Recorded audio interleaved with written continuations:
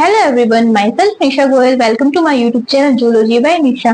तो अपन ने हार्मोन की केमिकल नेचर देख ली थी। अब अपन हार्मोन की जो मैकेनिज्म है वो देखेंगे।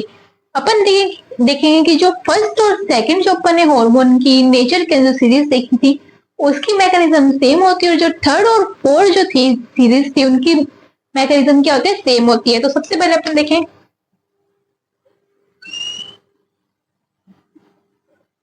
कि जो फर्स्ट एंड सेकंड कौन कौन से थे अपने, अमाइनो एसिड थे, और कौन कौन से प्रोटीन और पॉलीपेप्टाइड थी। और थर्ड और फोर्थ कौन कौन से हार्मोन थे अपने, कौन कौन से नेचर के। थर्ड के अंदर अपना था आइडोथायरोनिन वाला, और फोर्थ के अंदर अपने स्टेरॉइड हार्मोन थे। उनकी केमिकल नेचर सेम होगी, और जो फर्स्ट और सेकंड है उनकी केमिकल नेचर सेम होगी। सबसे पहले अपन थर्ड और फोर्थ वाले केमिकल नेचर देखते हैं, ठीक है। तो देखें तो अपने थर्ड और फोर्थ वाले स्टेरॉइड हार्मोन थे, उनमें से अपन क्या, स्टेरॉइड हार्मोन और आइडोथायरोनिन हार्मोन थे, उनमें से अपन एक हार्मोन लेते हैं, अपन एस्ट्रोजन लेते हैं, ठीक है। जो अपने एनसीईआरटी के अंदर मेंशन किया अपन उसी को लेते हैं। कौन सा अपना एस्ट्रोजन। एस्ट्रोजन ये क्या है, स्टेरॉइडल हार्मोन है। इसको अपन ने किसमें रखा था, स्टेरॉइडल की कैटेगरी में रखा था ना, तो ये स्टेरॉइडल हार्मोन है। और ये क्या होते हैं, लिपिड सोल्यूबल होते हैं। जो थर्ड और फोर्थ जो हार्मोन थे ना वो क्या थे, लिपिड सोल्यूबल थे। ये जो हार्मोन है वो क्या है, लिपिड सोल्यूबल होते हैं।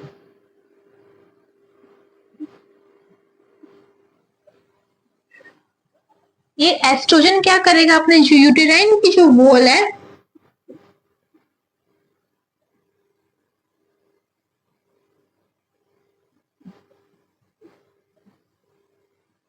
एस्ट्रोजन क्या करता है, अपने यूटेराइन की जो वॉल होता है उसके अंदर जो एंडोमेट्रियम होता है उसको क्या करता है, फिर से बनवाता है ना। वो अपन किसके अंदर देखेंगे, जो रिप्रोडक्शन वाला चैप्टर है उसके अंदर अपन देखेंगे इसका जो वर्क है एस्ट्रोजन प्रोजेस्टेरोन वगैरह का, वो वर्क अपन देखने वाले हैं। तो एस्ट्रोजन किस पे रिएक्ट करेगा, अपने यूटेराइन की वॉल की मेम्ब्रेन पे अफेक्ट करेगा। ये कौन सा हार्मोन है, लिपिड सोल्यूबल है। ये अपने न्यूक्लियस है, और ये अपना क्या है, साइटोप्लाज्म।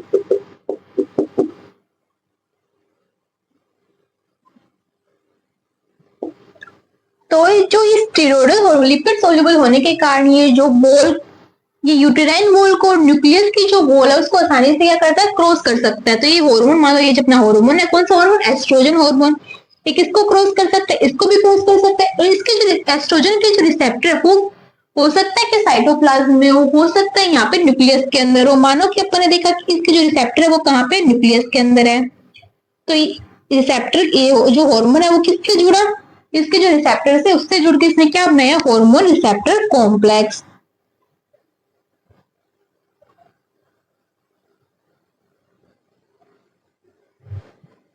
हार्मोन रिसेप्टर कॉम्प्लेक्स क्या करेगा, ये अपना क्या है, डीएनए।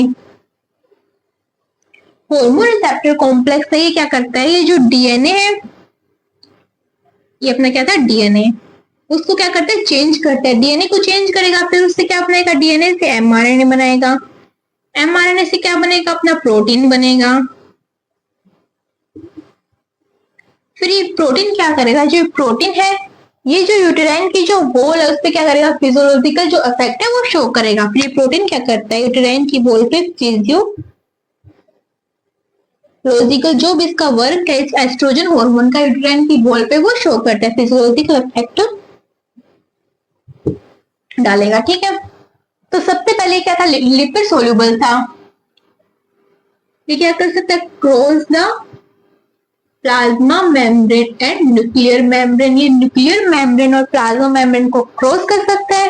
क्यों, क्योंकि लिपिड सोल्यूबल नहीं होता तो क्रॉस नहीं कर पाता। फिर क्या, अपना हार्मोन रिसेप्टर कॉम्प्लेक्स बनाएगा, डीएनए को चेंज करेगा, डीएनए में चेंज लाएगा, उसमें एमआरएनए बनेगा, प्रोटीन बनेगा, और फिजियोलॉजिकल इफेक्ट शो होगा, ठीक है। तो कैसे वर्क किया इसने, किसके साथ बाइंड हुआ, ये डीएनए को इसने चेंज कर दिया, किसके साथ बाइंडिंग होके, हार्मोन रिसेप्टर कॉम्प्लेक्स बना के। इसके जो रिसेप्टर थे वो कहाँ थे, हो सकता है साइटोप्लाज्म के अंदर रिसेप्टर, हो सकता है इसके जो रिसेप्टर वो कहाँ हो, न्यूक्लियस के अंदर हो, ठीक है। तो ये अपना था थर्ड और फोर्थ वाले, लेकिन मैं जो थर्ड और फोर्थ जो हार्मोन है उसकी मैकेनिज्म है, लेकिन जो फर्स्ट और सेकंड जो हार्मोन है उसकी मैकेनिज्म देखिए तो अपने मानो कि फर्स्ट और सेकंड के अंदर अपन एफएसएच ले लेते हैं, ये किससे रिलीज होता है? अपने पिट्यूटरी ग्लैंड से रिलीज होता है। तो इसके अंदर अपन ने लिया एफएसएच।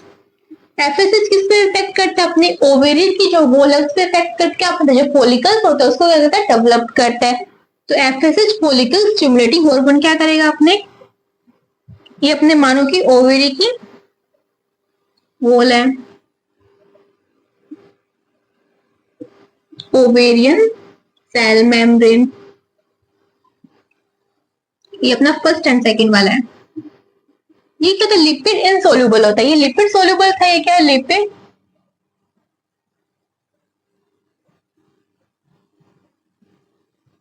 लिपिड इनसोल्यूबल है। लिपिड इनसोल्यूबल होने के कारण क्या होगा? एफएसएच लिपिड इनसोल्यूबल है। लिपिड इनसोल्यूबल होने से ये जो ओवेरियन की जो मेम्ब्रेन है उसको सीधा क्रॉस नहीं कर सकता। ओवेरियन की मेम्ब्रेन को क्रॉस नहीं कर पाया तो न्यूक्लियस को तो कैसे क्रॉस करेगा? तो इसके जो रिसेप्टर होते हैं वो कहाँ पे होते हैं? अपने मेम्ब्रेन पे होते हैं। ये जैसे कि मेम्ब्रेन है, इसके बीच में ये प्रोटीन और यहाँ पर इसका रिसेप्टर है। जैसे ये एफएसएच का रिसेप्टर यहाँ पे जुड़ा, तो यहाँ पे इसने क्या बनाया? हार्मोन रिसेप्टर कॉम्प्लेक्स बनाया। ये हार्मोन रिसेप्टर कॉम्प्लेक्स क्या करते हैं? फर्स्ट रिस्पॉन्स जनरेट करता है। ये हार्मोन रिसेप्टर कॉम्प्लेक्स क्या करेगा? रिस्पॉन्स फर्स्ट जनरेट करेगा। ये रिस्पॉन्स जो फर्स्ट है वो क्या करेगा? सेकंड मैसेंजर को जनरेट करेगा। वो आगे किसको मैसेज देगा? जो अपना सेकंड जो मैसेंजर है उसको मैसेज देगा। वो आगे जो सेकंड मैसेंजर है वो क्या करेगा? वो अपना जो फिजियोलॉजिकली जो बायोकेमिकल जो इफेक्ट है वो शो करेगा। रिस्पॉन्स फर्स्ट ने क्या किया? Generation of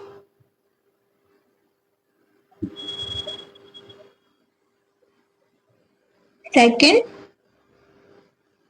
messenger. अब सेकंड मैसेंजर क्या करता है? आगे जो नीचे ना, आगे जो बायोकेमिकल इफेक्ट है वो शो करता है।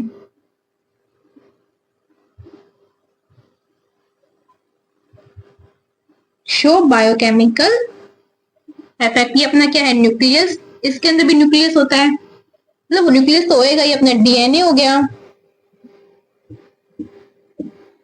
साइटोप्लाज्म। तो इसके रिसेप्टर कहाँ पे है? हार्मोन के रिसेप्टर मेम्ब्रेन पे। तो क्या? Membrane bound receptor.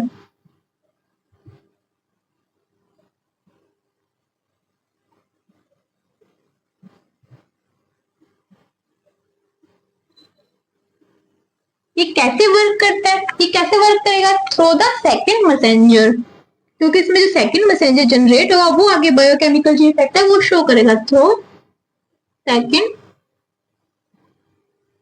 मैसेंजर। ठीक है, तो इसके अंदर अपन सेकंड मैसेंजर देखे तो कौन कौन से हैं?